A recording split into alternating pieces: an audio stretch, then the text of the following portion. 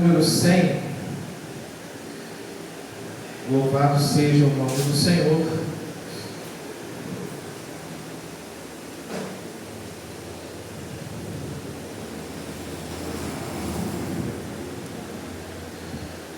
Salmos de número 100.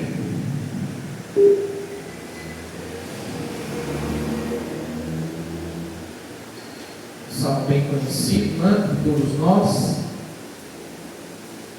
Louvado seja o nome do Senhor.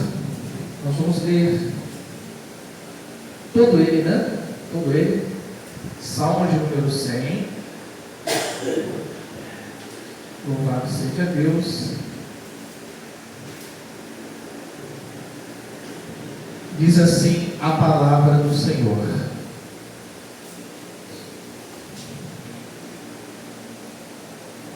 celebrai com júbilo ao Senhor todas as terras, servi ao Senhor com alegria, e entrai diante dele com canto. Sabei que o Senhor é Deus, aleluia. Foi Ele que nos fez e não nós mesmos. Somos povo seu e ovelhas do seu pasto. Salmo de número 100, verso 4. Entrai pelas portas dele com gratidão e em seus átrios com louvor. Louvai-o e bendizei o seu nome, porque o Senhor é bom e eterna a sua misericórdia. E a sua verdade dura de geração a geração.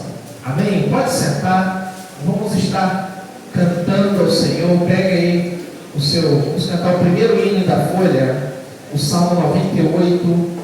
Salmos de número 98. Louvado seja o nome do Senhor. Salmos de número 98.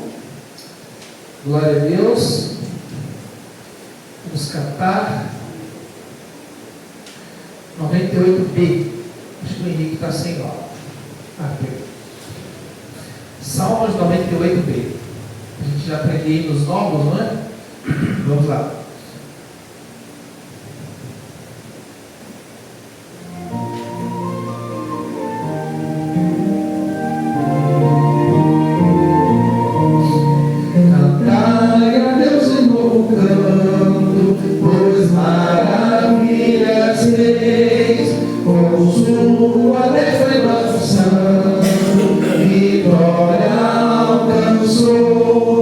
Eis que ele já fez uma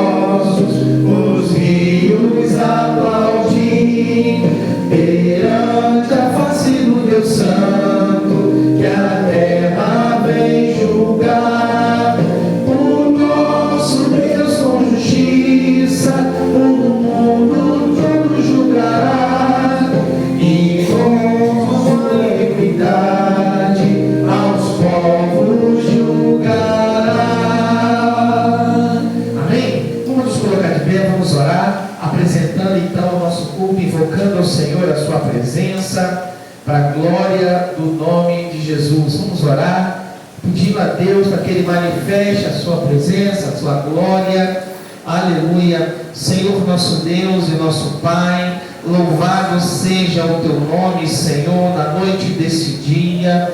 Bendizemos o Teu nome, Senhor, porque Tu és santo, Tu és digno de toda honra, toda glória e de todo louvor, Pai. Pai Santo, nesta noite queremos rogar a Tua graça, o Teu poder, a Tua misericórdia. Senhor, apresentamos a Ti o nosso culto de louvor, culto de adoração, culto solene a Ti, Senhor. O Teu culto, meu Pai, cada ato deste culto, toma nas Tuas mãos, cada oração, cada texto que será lido, que o Senhor Deus manifeste a Tua glória, a Tua graça, a Tua misericórdia, e nos ensine, ó Deus, a cada dia mais sermos uma igreja fiel, em nome de Jesus, amém. Anda de pé, vamos fazer a leitura da lei, Deuteronômio, capítulo 10, vamos lá, quinto livro da Bíblia, Deuteronômio, capítulo de número 10, louvado seja o nome do Senhor.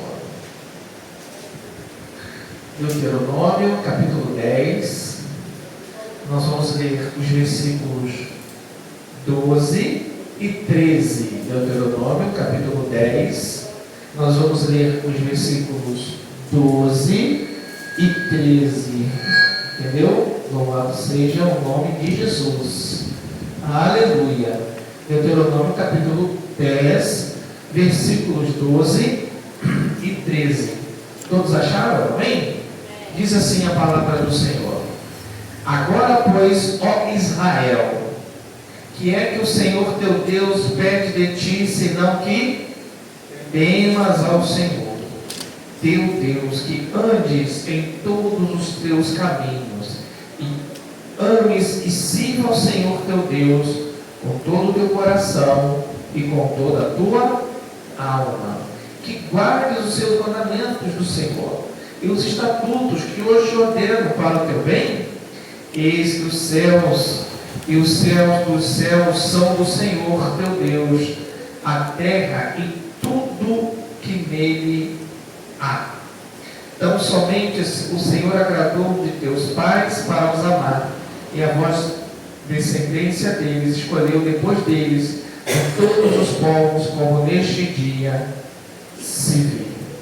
Amém? Vamos nesse momento curvar a nossa cabeça, pedindo ao Senhor que Ele nos ajude, nos perdoe e tenha misericórdia de nós. Vou pedir ao nosso irmão Henrique para estar fazendo essa oração de confissão de pecados ao Senhor. Curve sua cabeça, oremos ao Senhor.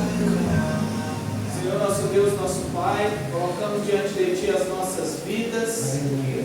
Senhor, e colocamos diante de Ti todo o nosso arrependimento. Senhor, o perdão pelos nossos pecados. Senhor, perdoa as nossas falhas. Ó Deus, aquilo que fizemos, que pensamos, que falamos, a forma como agimos. Ó Deus, retira-te de nós, Senhor, todo e qualquer mal, todo e qualquer empecilho, toda e qualquer dificuldade, Senhor, que nos venha a chegar até Ti. Ó Deus, nós estamos aqui profundamente arrependidos. Meu Pai, precisamos do Teu perdão, precisamos da Tua misericórdia, precisamos da Tua graça, do Teu renovo. Senhor, nós precisamos de Ti. Sem o Senhor nós não somos nada. Sem o Senhor, meu Pai, nós não conseguiremos continuar caminhando. Mas, ó Deus, somos imperfeitos, somos falhos. Mas, Senhor, nós Te amamos e nós precisamos do Teu perdão. Nós precisamos da Tua paz que excede toda a nossa compreensão.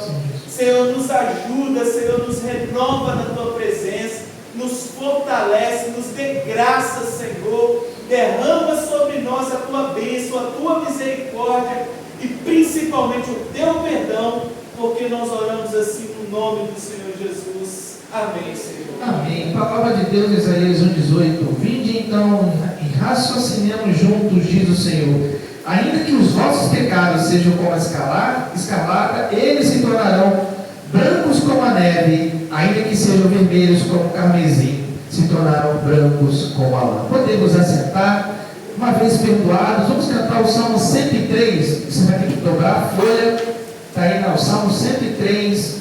Louvado seja o nome de Jesus.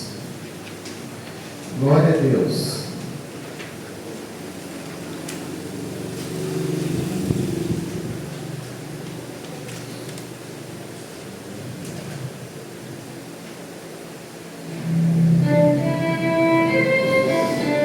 Vamos cantar. Bendiga o Senhor, ó minha alma, e tudo que existe em mim. Bendiga, pois seu nome é santo. Bendiga, ó minha alma, ao Senhor. Dos seus benefícios, não te esqueças de nenhum só. É Deus quem perdoa as tuas transgressões, as tuas doenças Deus cura, da qual redime o teu ser, e tua cabeça coroa de graça e amor. A tua velhice, o mundo há de bens afastar. Teus dias de jovem, como águias se renovarão. A todos que estão oprimidos, justiça e juízo Deus faz. Deus manifestou seus caminhos, ao servo Moisés revelou seus feitos notáveis, aos israelitas mostrou. É bom, compassivo, gracioso e paciente ao Senhor.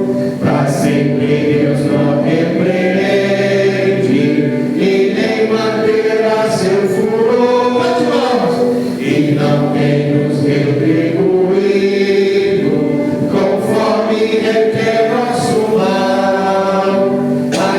Aqueles que o temem, muito grande é de Deus seu favor, tão como elevado o céu sobre a terra está. Enquanto Oriente e Ocidente distantes estão entre si, cante, irmãos. Deus nossos pecados afasta, tal Pai que do Filho tem dó. Assim aos que o temem, demonstra o Senhor compaixão, pois Deus nos conhece e sabe que nós somos pó. E quanto aos seus dias, o homem é tal como a relva brotar, assim como as flores do campo. O homem floresce também. Vamos lá, irmãos. Mas soprando vento, vamos lá. já vem a desaparecer.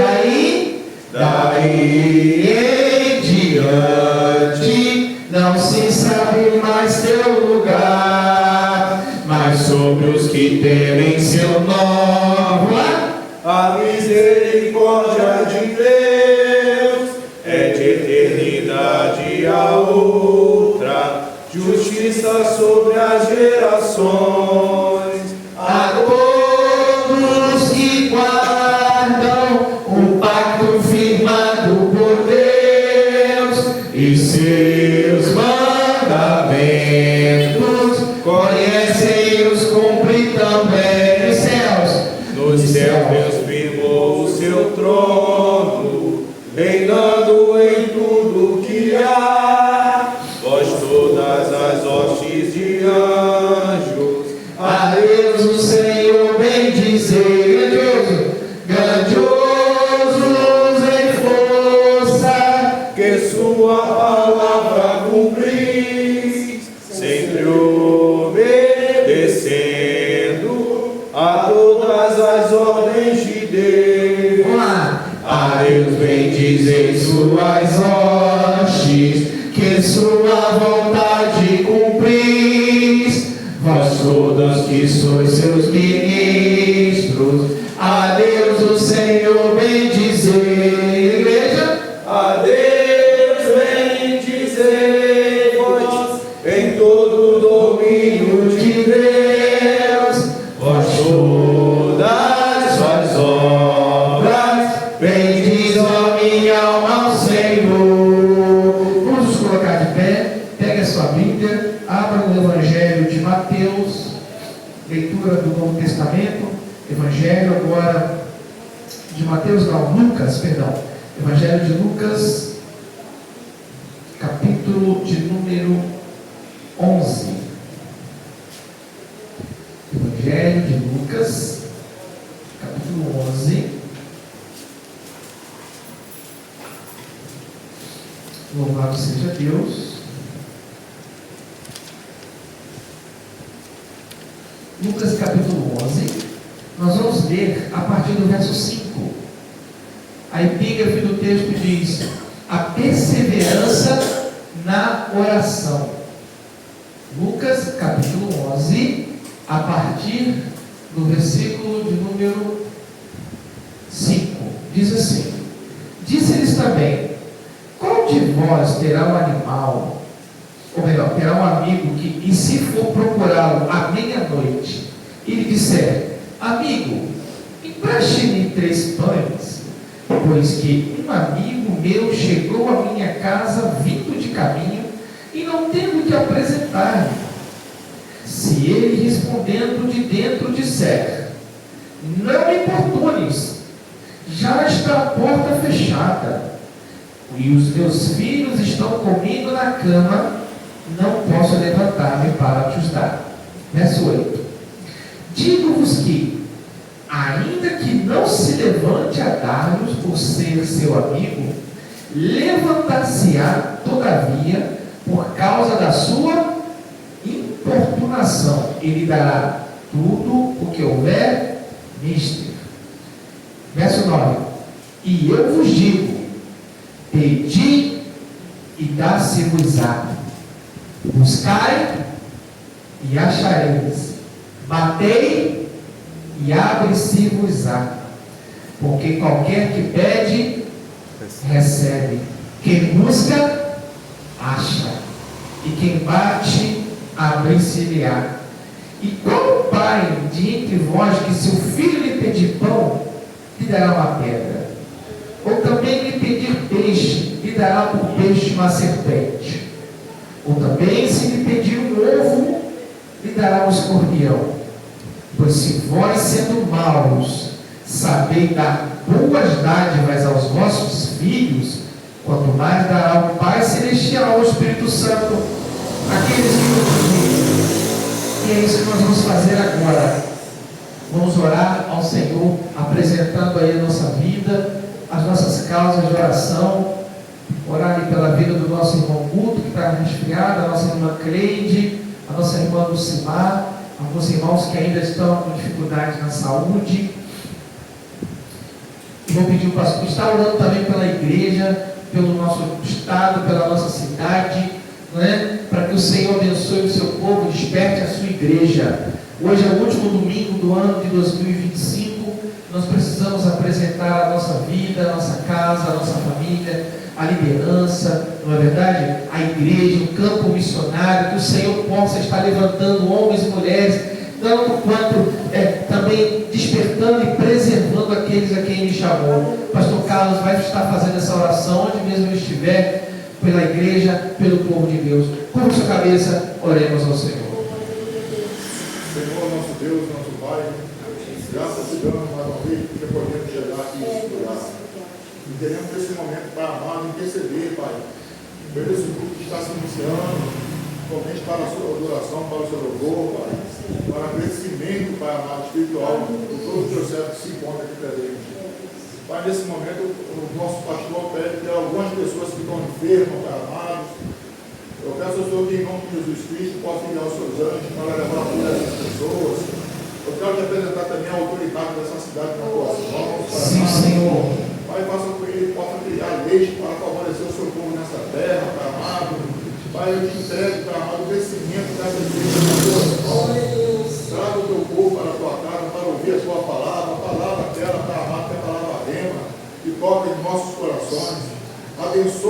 família aqui representada, dá discernimento espiritual, abre o entendimento da tua palavra e nos contempla com a tua graça nesse momento. Assim que oramos e te agradecemos em nome de Jesus Cristo. Amém. Amém. Pode sentar. Presbítero Gelson. Ricardo.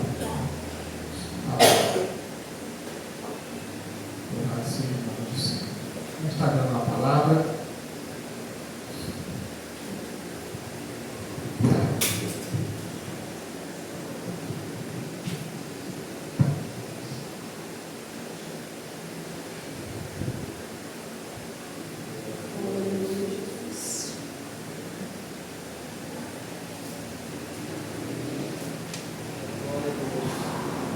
A paz do Senhor Jesus. Amém. Convido os irmãos a estarem abrindo suas Bíblias em Mateus, capítulo 13, versos 31 e 32.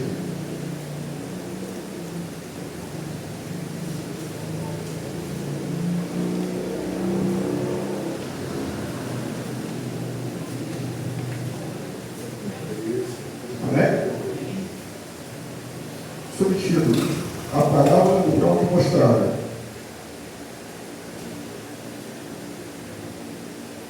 Outra parábola lhes propôs, dizendo: O reino dos céus é semelhante ao grão de mostarda, que o homem, pegando nele, semeou no seu campo, o qual é realmente a menor de todas as sementes, mas crescendo é a maior das plantas, e vai ser uma árvore de sorte que vem as aves do céu e se aninham nos seus ramos. Então, irmãos, essa parábola que nos diz, que a gente vai repetir, é que nem tudo que parece de pouca importância ou significado para nós, seja de pouca importância para Deus. Né? Por menor que seja a nossa fé, se trabalhar nela com sinceridade, ela vai se multiplicando e assim vamos ficando fortes, fortalecendo outros também que estão fracos na fé. Assim é o reino de Deus. E nessa pequena em nossas vidas, como por alguém está, mas se tiver um pouco de fé, ele vai se multiplicando em nossas vidas e nos fará alcançar algo que talvez nem achamos que fosse possível em nossas vidas. A cada um de nós basta tratar, cuidar, vigiar, para que Deus faça ela frutificar em nossas vidas e em nossos corações. Assim que agradeço a oportunidade. Glória a Deus. Meus irmãos, vamos colocar de pé nesse momento, vamos cantar o Salmo 119. Aleluia. Vamos lá, Salmo 119, está aí na folhinha. Salmo de número 119. Eu quero que você preste atenção que está no versículo aí, ó. É o Salmo 119, na folha de trás. Você vai dobrar a folhinha. Versículos 1 até o 8. Tem dois Salmos 119 aí. É o verso 1 até o 8. Você vai dobrar a folhinha. Salmo 119, versículos 1 até o verso 8. Isso, de pé, né? Porque nós já vamos ouvir a palavra. Salmo 119, verso 1 até o 8.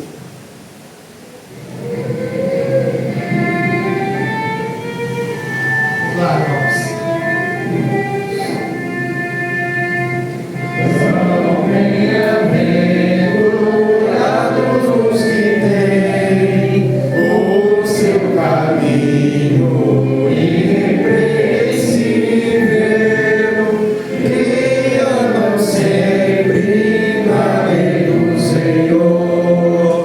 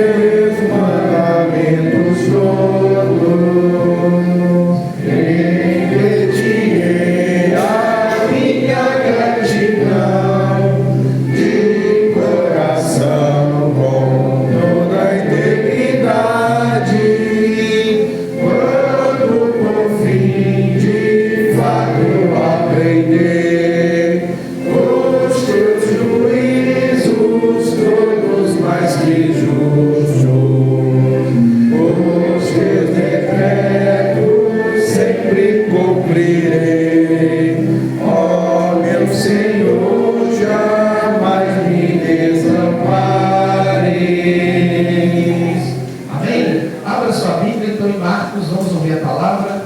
Evangelho segundo escreveu São Marcos, capítulo 9. De pé, né, irmãos, em reverência à palavra de Deus, nós vamos ler o sermão. Marcos, capítulo 9.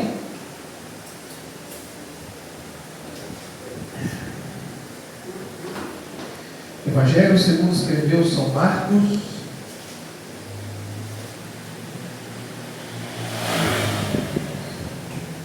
Louvado seja o nome do Senhor.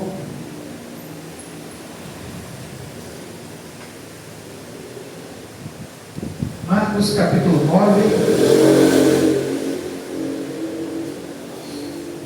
Glória a Jesus. Nós vamos ler, meus irmãos, do verso 30 até o 32. Nós estamos numa série de mensagens no livro de Marcos, né? A gente está aí desde janeiro, com eventuais pausas, né? Obviamente. Marcos capítulo 9, nós vamos ler os versículos 30, 31 e 32. Todos acharam? Amém? Diz assim a palavra de Deus. A epígrafe diz: Jesus prediz sua morte e sua ressurreição.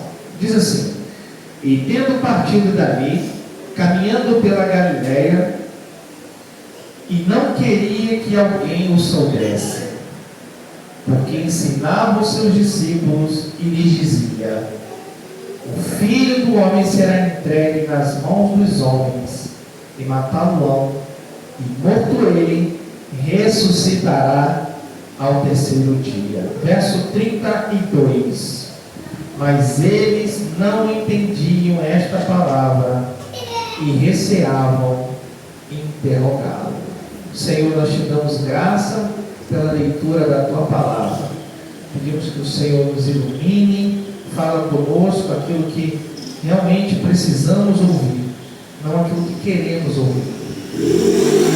Que o nosso coração agora seja como uma terra fértil para receber a tua palavra. Amém. Pode sentar, mantenha aí sua Bíblia aberta. O caminho que os discípulos não querem ouvir. É sobre isso que nós vamos falar hoje. Mantenha sua Bíblia totalmente aberta. Meus irmãos,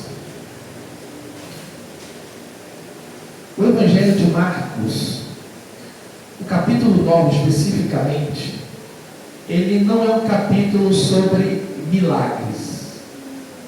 O que nós vemos aqui é o fechamento de uma perícope. O capítulo 9 de Marcos é um capítulo sobre correções de expectativas.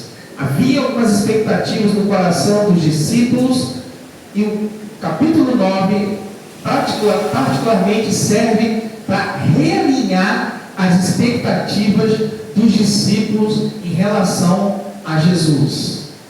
Porque se existe uma coisa que nós aprendemos aqui nesses sermões, pelo menos nos capítulos 8 e 9 agora, é que nem toda crise, seja ela qual for, nem toda crise que a gente vive, ela surge a partir de uma falta de fé.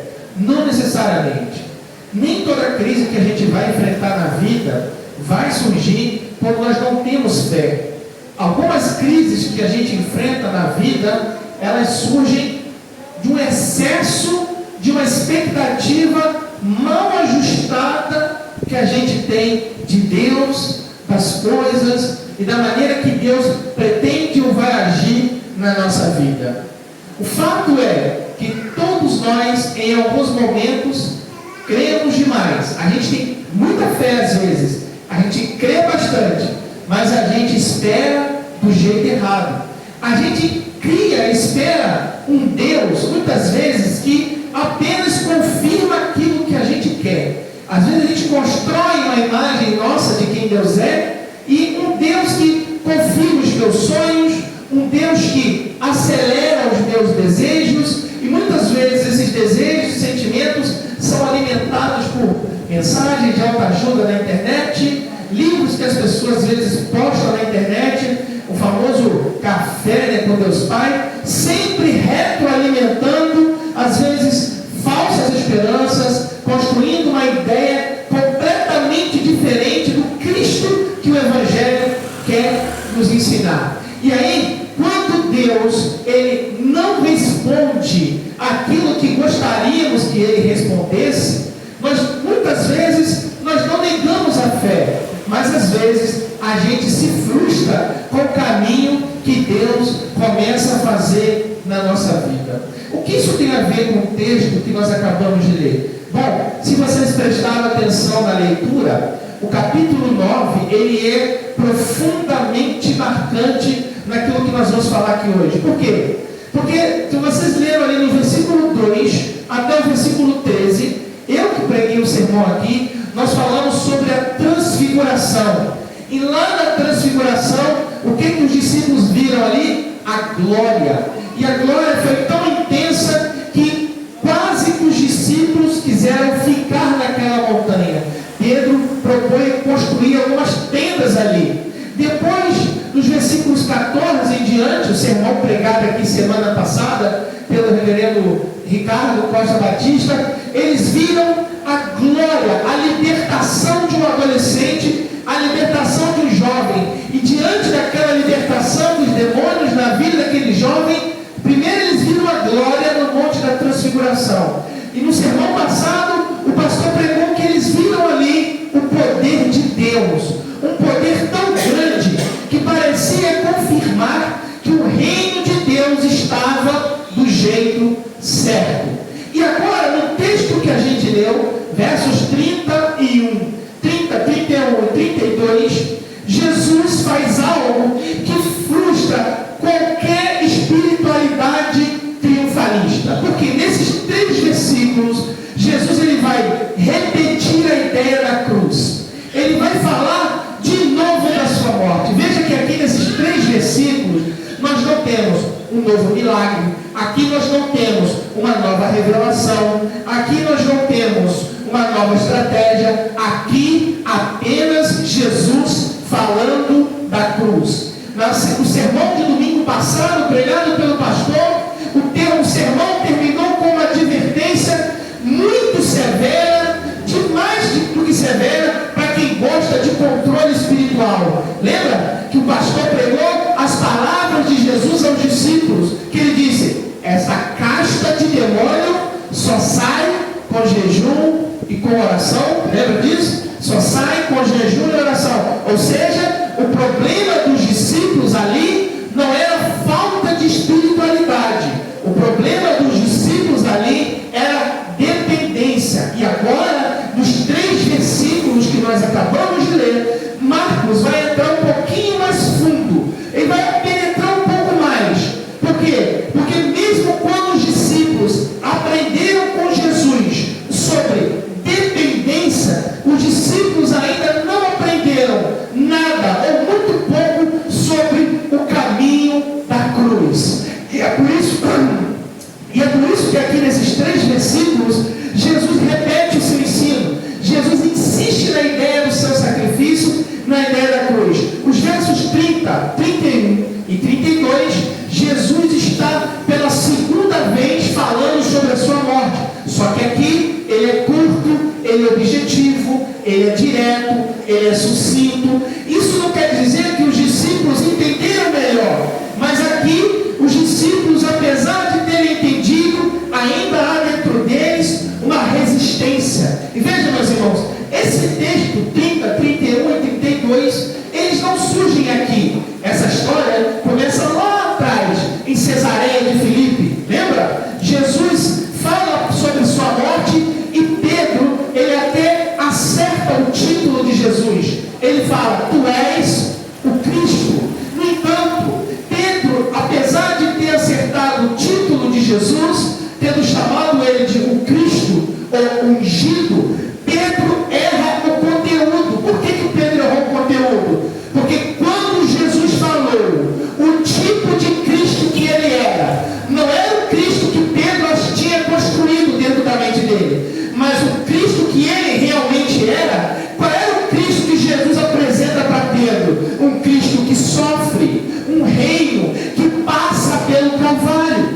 uma glória que vem, mas é uma glória que vem não com as vitórias, é uma glória que vem das perdas. E quando Pedro observa esse Jesus apresentado pelo Cristo, Pedro rejeita essa ideia desse Cristo e Jesus chama Pedro de Satanás. Lembra do sermão que Jesus disse a Pedro: para trás de mim, Satanás. Agora, meus irmãos, no capítulo 9, de maneira muito intencional, muito pedagógica, o evangelista Marcos, ele estrutura todo esse texto com uma ideia muito pedagógica. Se você está com a sua Bíblia aberta, você vai perceber que no versículo 2 até o versículo 13, o tema central é a glória. Jesus se manifesta em glória. Eles contemplam a glória de Deus ali, Jesus transfigurado, e eles querem morar naquele monte. Pedro quer construir cabanas no monte. Os versículos 14 e 29, o tema central é o fracasso espiritual, onde os discípulos tentaram e não conseguiram, e Jesus disse: isso aqui só sai com oração. E o versículo 30 até 32, que é o nosso sermão de hoje, vai falar sobre a repetição da cruz.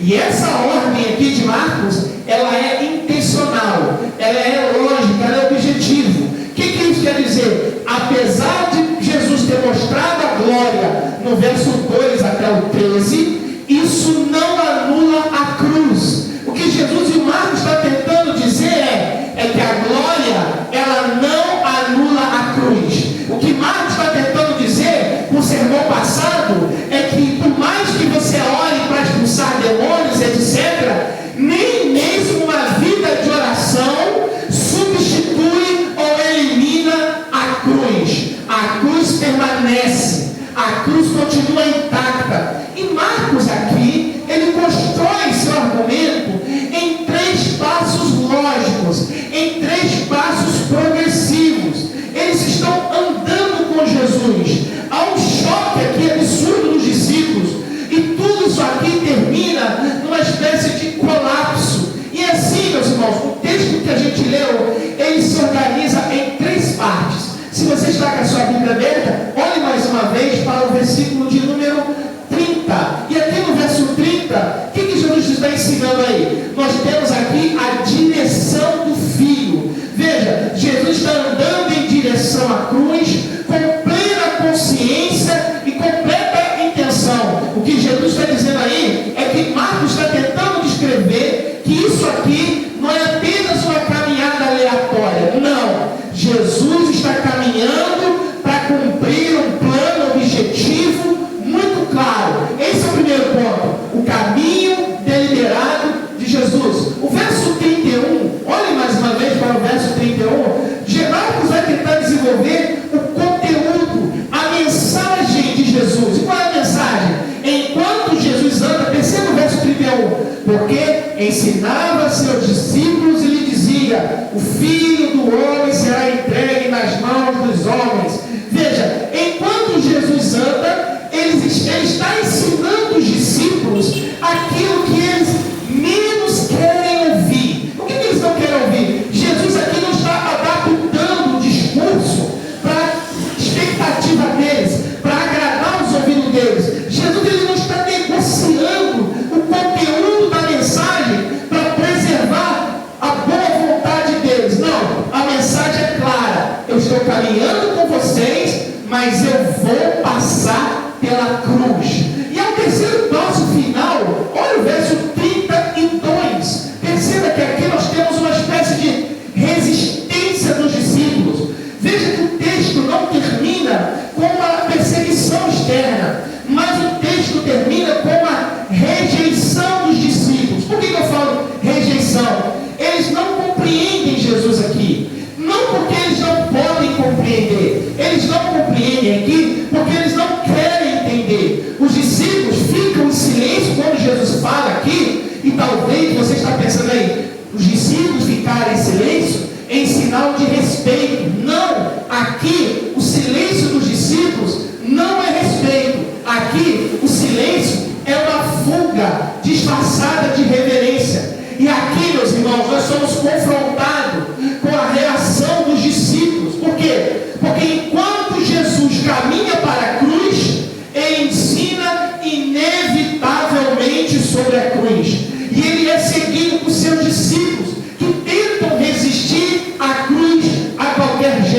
Portanto, meus irmãos, essa é a mensagem de Deus nessa noite. Caminhe comigo e vamos aprender a partir de agora um pouquinho mais sobre esse Cristo do Evangelho. Em primeiro lugar, ele é o Cristo do caminho deliberado, feito por Jesus. Olhe mais uma vez, vamos ler completamente o verso 30 mais uma vez. E tendo partido dali, caminharam pela Galileia, e não queria que alguém soubesse. Perceba, meus irmãos, que Marcos começa falando aqui de caminho. Marcos não começa falando de palavras. Como assim? Antes de Jesus ensinar sobre a cruz, antes de Jesus falar sobre a cruz, ele anda em direção a ela. Veja que o texto aqui ele não descreve pressa, ele não descreve hesitação, ele apenas descreve uma travessia. Jesus atravessa a Galileia como quem sabe exatamente onde está e para onde ele está indo. E o detalhe decisivo aqui do verso 30 é esse. Olha o que diz o texto: tendo eles partido dali, atravessaram a Galileia e não queria que ninguém soubesse. Isso aqui não é estratégia de marketing reverso. Não, isso aqui é um discipulado que Jesus está dando aos discípulos. Por que eu estou falando isso? Porque até aqui, meus irmãos, até o verso 30, o ministério de Jesus foi marcado por visibilidade.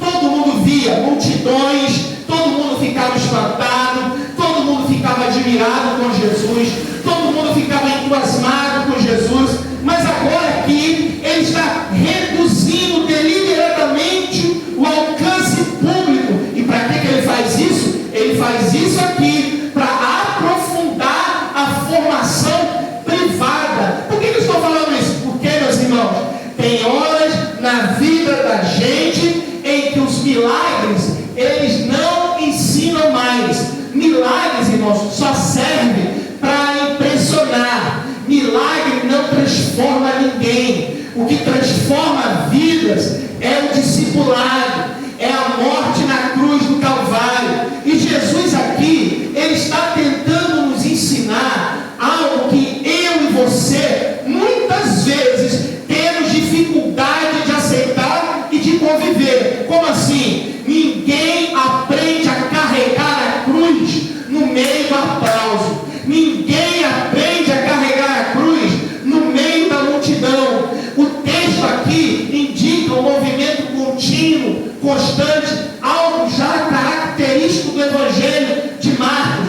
Jesus está atravessando, ele não está parado, ele não estaciona, ele não está mudando a sua rota aqui. Por quê? E o que ele vai encontrar lá do outro lado? Quando ele chegar do outro lado, ele não vai encontrar reconhecimento. O que ele vai achar lá? Ele vai ser rejeitado. Quando ele chegar do outro lado, ele não vai cantar aquele hino que disseram para ele, e você vai cantar do outro lado, o hino da vitória. Não, aqui não. Quando ele chegar do outro lado, ele não vai encontrar uma coroação, ele vai encontrar condenação. Quando ele chegar do outro lado, ele não vai encontrar amigos, ele vai ser vendido. Quando ele chegar do outro lado, ele não vai encontrar abraços, ele vai encontrar abandono. Quando ele chegar do outro lado, ele não vai encontrar, meus irmãos, palmeiras mais, ele não vai encontrar mais glórias, aleluia, não vai encontrar mais hosanas o que vem em nome do Senhor. Ele vai encontrar uma coroa de espinhos, ele vai encontrar uma cruz, ele vai encontrar 39 chibatadas, ele vai encontrar o meu pecado, o seu pecado, o nosso pecado. O que é isso aqui? Nada disso aqui é improviso. Apesar de não parecer, nada disso aqui está fora do controle, nada disso aqui está fora da circunstância. Veja, Jesus Cristo aqui, ele não é empurrado para a cruz pela maldade humana. Não, é ele que está caminhando em direção à cruz, em obediência ao Pai. O que eu quero dizer é que a cruz aqui, ela não acontece porque o projeto deu errado. Não, a cruz aqui, ela acontece porque o plano de Deus está sendo executado, cumprido. Cada passo de Jesus em direção à cruz é uma negação de qualquer Messias triunfalista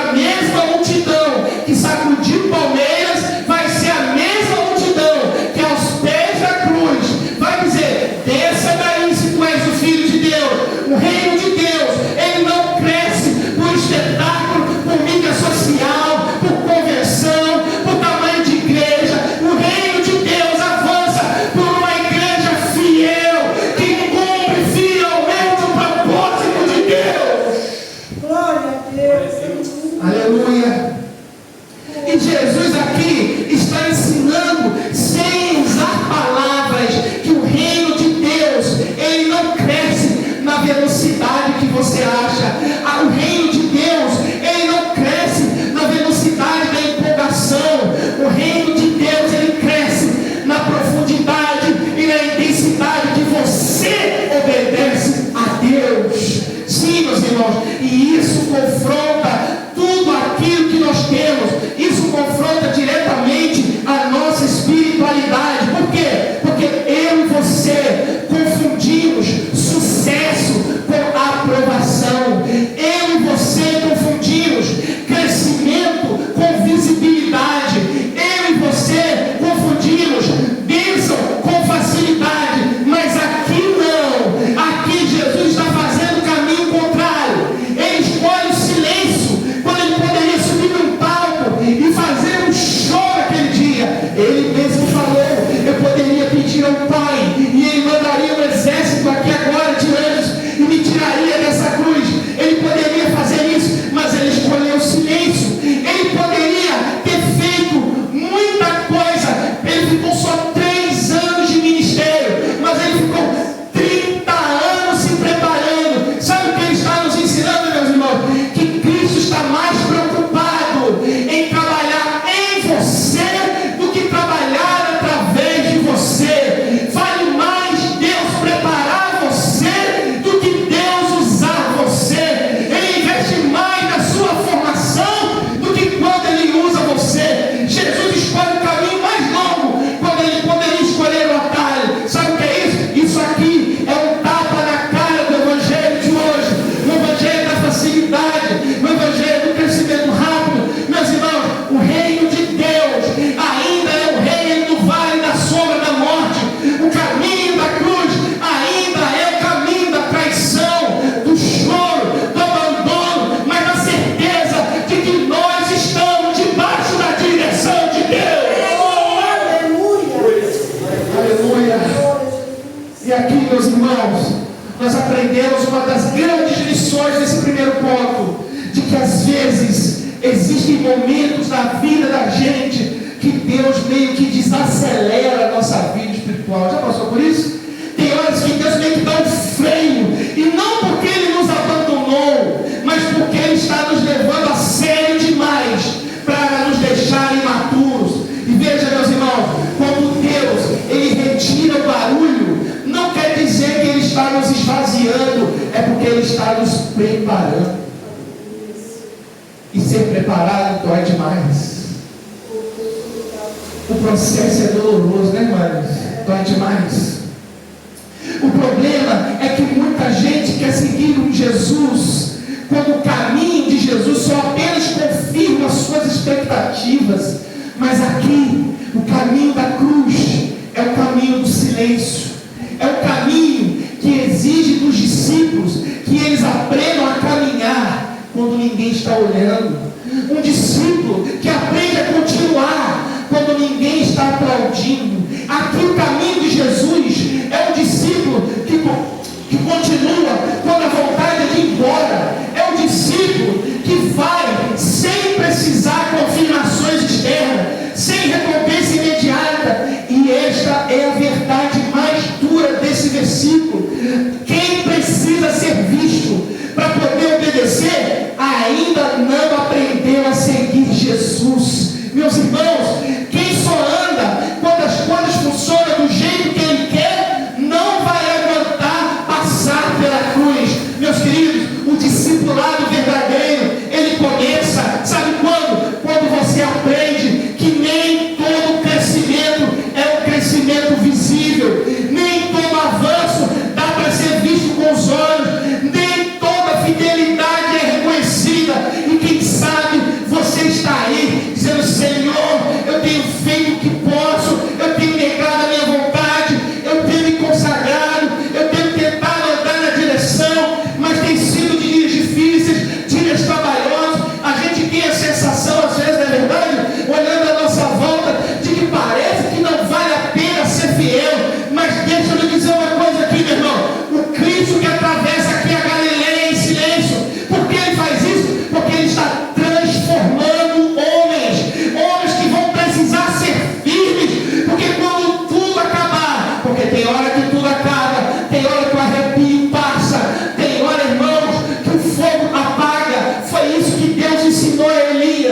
Elias, vem para fora, vai para a porta da caverna, que eu vou passar diante de ti. Você já parou para pensar que tudo que passou para Elias ali foi algo passageiro? O vento acaba, o terremoto, alguém já viu o terremoto durar dias inteiros? Não, ele vem e passa. Alguém já viu ventar 24 horas por dia? Não. O fogo, se você não alimentar, ele apaga. E esses três elementos passam na caverna e Elias vê. Por que Deus está fazendo isso com Elias?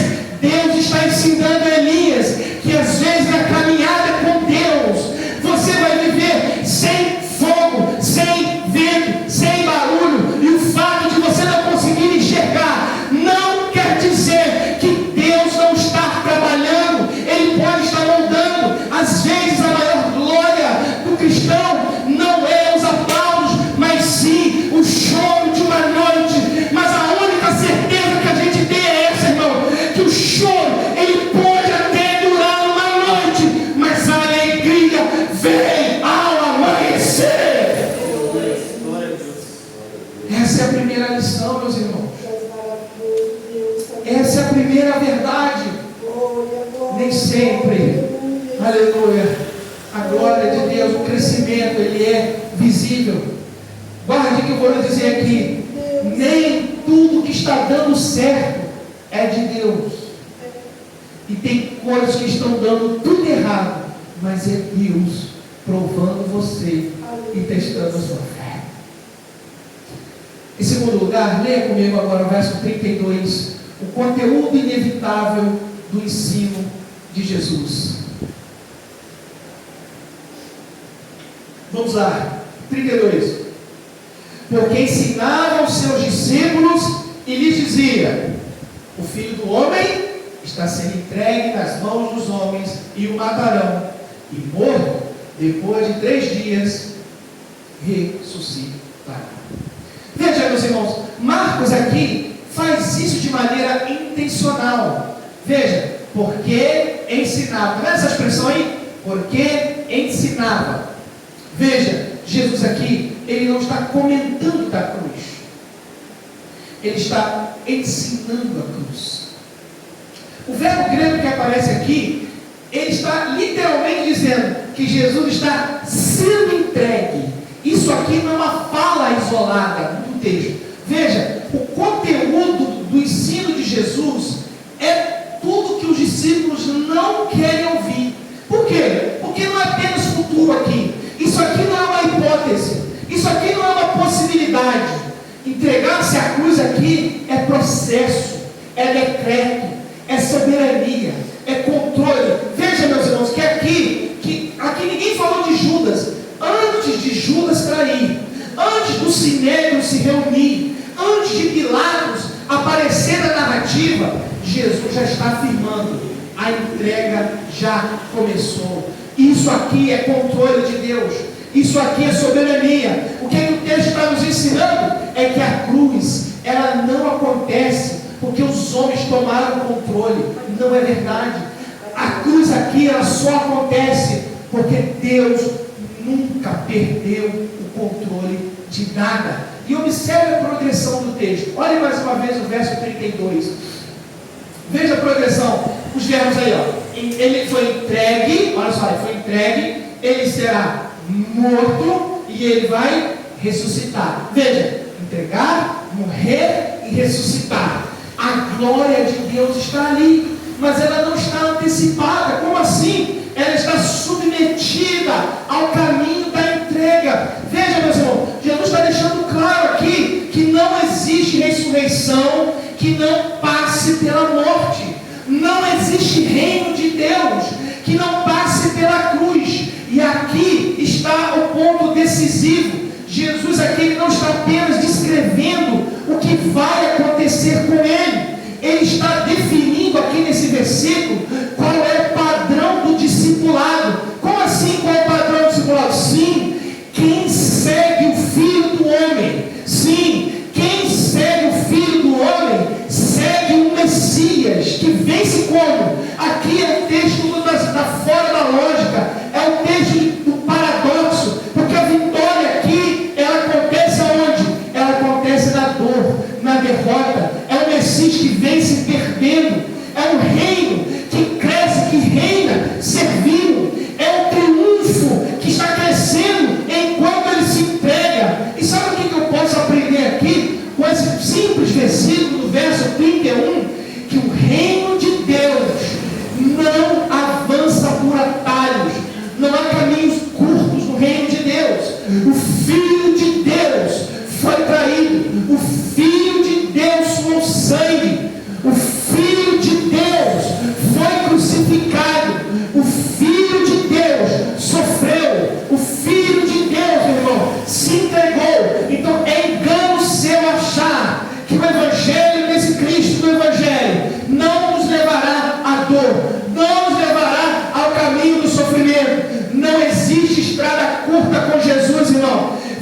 terá que suportar todo o processo como ele suportou, mas nós temos uma garantia.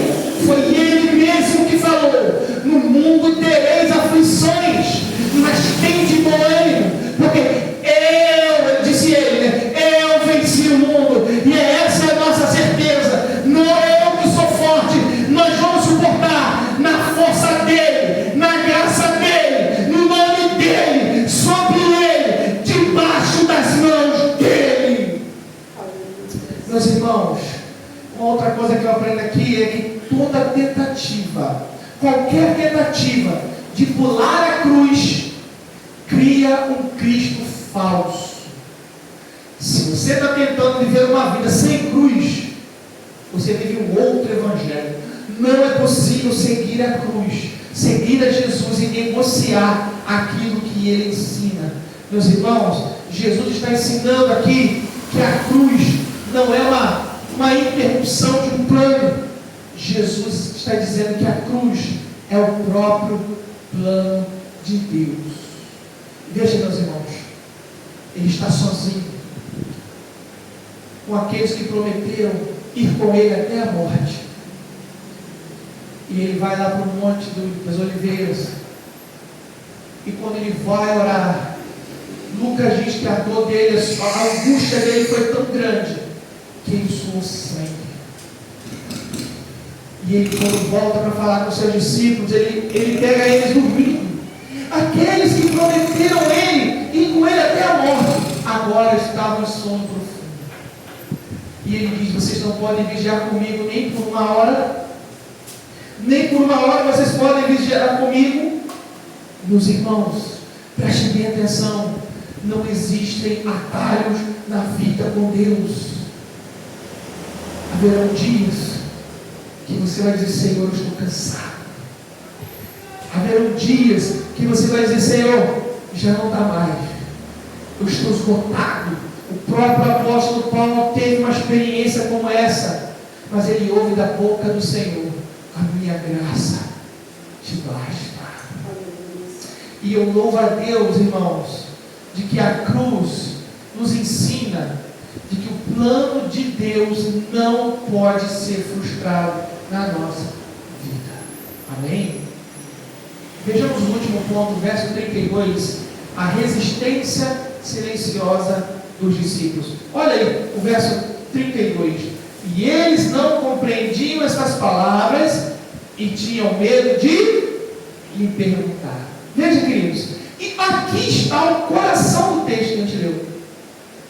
Veja que o problema aqui não é a falta de clareza. Eles entendiam.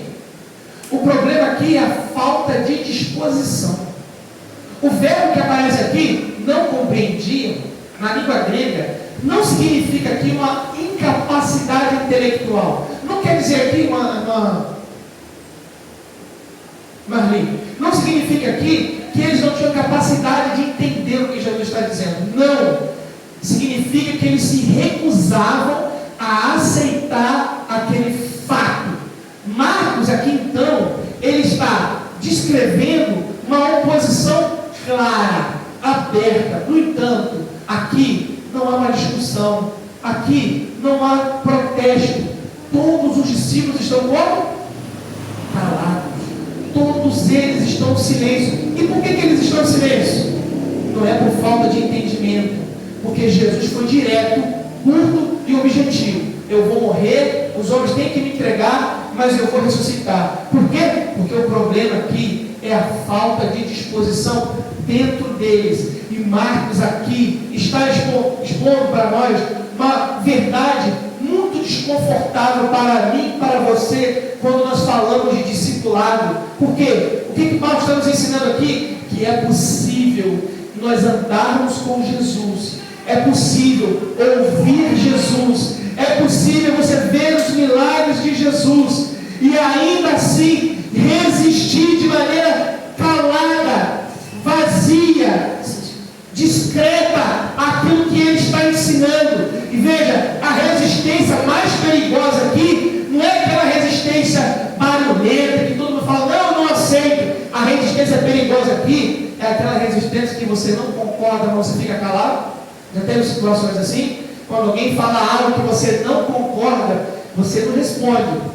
Mas você não respondeu, não é porque você respeita, é porque você prefere não falar. Você quis ficar calado, você não concordou, mas você também não comentou. E aqui, meus irmãos, esse silêncio dos discípulos aqui, é exatamente aqui que nós podemos ver o quê? Que existem cristãos, há irmãos, irmãs, que não perguntam nada mais a Deus. Por quê? Porque tem medo da resposta de Deus. Gente que não é que ela não tem reverência por Deus, porque às vezes você pensa, não, a pessoa ficou calada em sinal de respeito. Não, aqui o silêncio dos discípulos não é respeito. O silêncio dos discípulos aqui é para eles se autopreservarem, porque eles sabiam que se eles perguntassem qual seria a resposta de Jesus, e muitas vezes eles estavam evitando ouvir. Veja, o silêncio deles aqui não significa maturidade. O silêncio deles aqui é uma maneira deles fugirem da responsabilidade. Mas deixa eu dizer uma coisa para você aqui, meu irmão. O discipulado, ele começa a morrer na nossa vida, sabe quando? Quando a gente para de ouvir, quando Deus nos confronta. Porque às vezes só queremos ouvir aquilo que a gente gosta, aquilo que a gente quer. E o discipulado, ele acaba, ele vai morrendo quando a gente passa a ser seletivo com aquilo que a gente quer ouvir de Deus. Mas veja, meus irmãos, Jesus está nos ensinando aqui que o discipulado, ele não morre da noite para o dia, ele vai morrendo aos poucos. Quando você diz, não, isso aqui não é para mim, isso aqui eu não quero, isso aqui eu não gosto, isso aqui eu sim, isso aqui eu não vou. Marcos está nos ensinando aqui algo forte, decisivo, que o maior perigo do discípulo de Jesus não é a perseguição externa, não. O maior perigo do discípulo é aquela recusa dentro de você da cruz. Por quê? Porque a cruz, ela escandaliza o mundo. A cruz, ela escandaliza ainda mais o discípulo que imagina o Cristo do jeito que ele quer. Mas veja bem, o Evangelho de Jesus nos apresenta um Jesus que ele quer que você morra na cruz, que você se converta, que você mude, que você se humilhe, que você declare diante dele, dizendo, Senhor, eu não sou, eu não tenho, eu não posso, eu preciso de ti. Veja, o problema aqui nunca foi Jesus não explicar. O problema foi que nós não queremos ouvir o tipo de Cristo que ele é, porque nós construímos um Cristo diferente do Cristo da Bíblia, e o Cristo da Bíblia é aquele que sofreu, que foi negado, aquele que foi vilipendiado, aquele que foi vendido. E muitas vezes nós não queremos esse Cristo. A gente só quer o Cristo dos milagres, a gente só quer o Cristo do monte, a gente só quer o Cristo da transfiguração. Nós não queremos o Cristo da cruz, o Cristo da lágrima de sangue, o Cristo da coroa de espinho. Mas é esse Cristo que está falando comigo e com você aqui. Ele já morreu, sim, mas ele ressuscitou, e foi na cruz do Calvário que ele nos comprou com seu sangue. E é por isso, meu irmão, que ele está nos ensinando aqui hoje, querido. Pare de viver apenas um Cristo de milagre e passe a viver um Cristo do Evangelho, um Cristo que vai matar o seu ego, um Cristo que vai te crucificar na cruz, vai transformar o seu coração, mas vai te fazer um vaso novo para a glória de Deus. Não viva o Cristo da sua imaginação, mas viva o Cristo do Evangelho. Concluindo, meus irmãos, Jesus repete a cruz aqui, porque os discípulos continuam tentando substituir a cruz. Eles aceitam os milagres, eles aceitam as revelações, isso eles querem. Eles querem o poder, eles querem um Cristo que resolva os seus problemas, não um Cristo de dor, não um Cristo que disse: o Filho do Homem não tem onde repousar a sua cabeça. Criaram um Cristo rico por aí, né, pastor Carlos? Um Cristo milionário.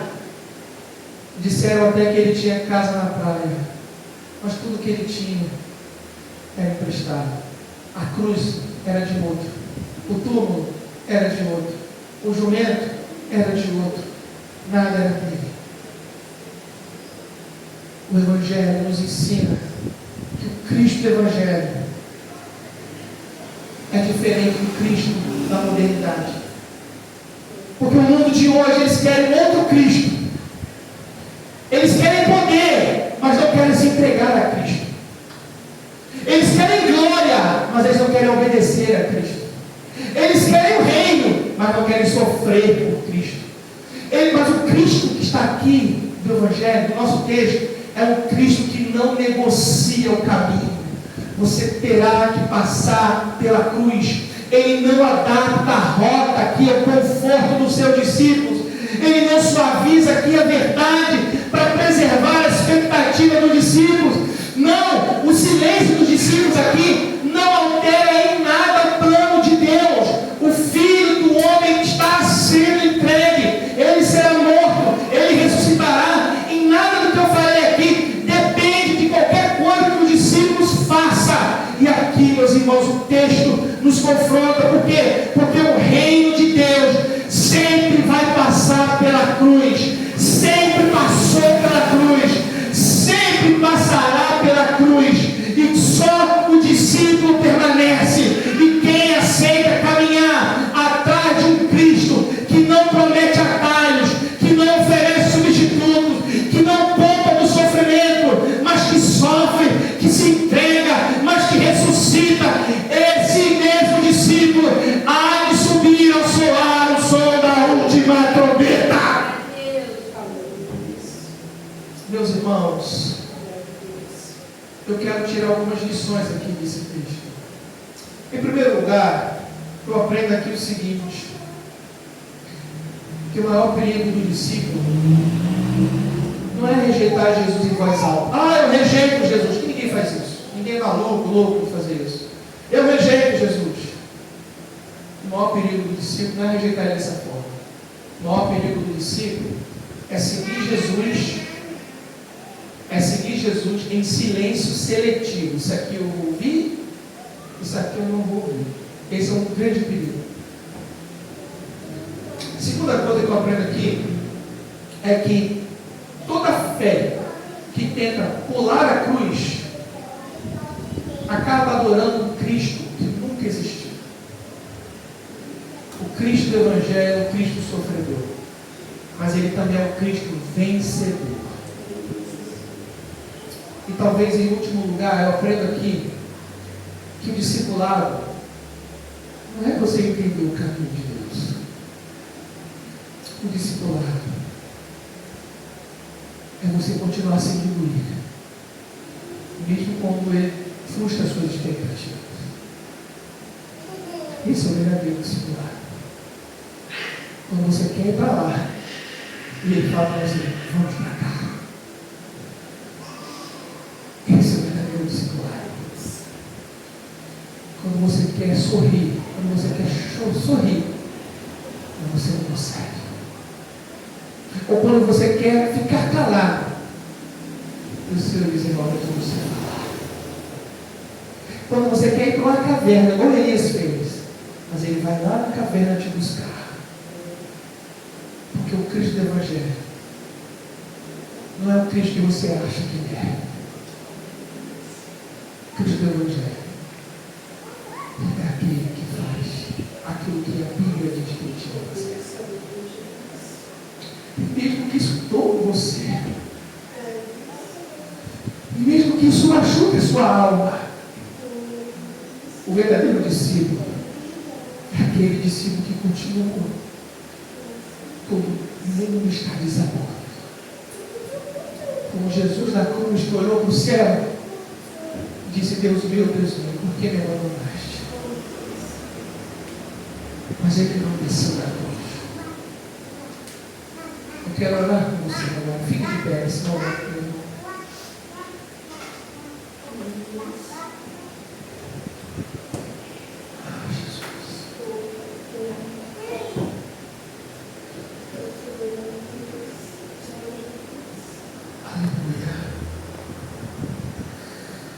Meu irmão, o Espírito Santo de Deus está aqui. O Senhor está aqui com a gente.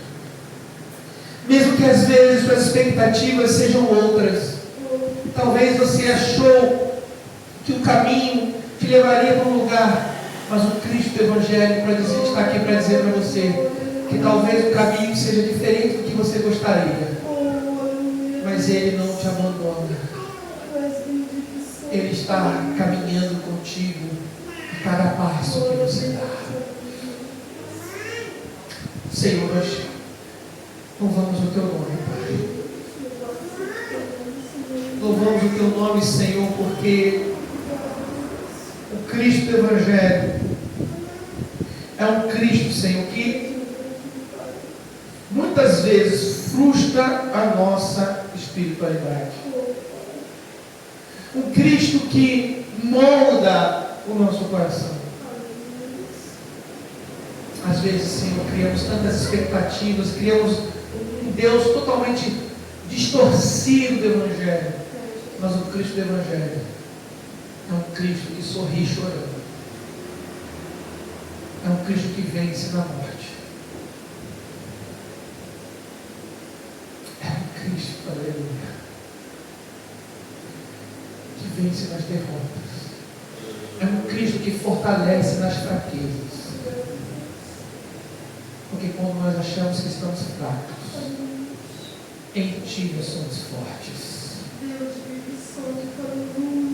É esse Cristo que nos momentos obscuros do caminho do discipulado, que eu muitas vezes não entendo, mas eu me entrego, Senhor.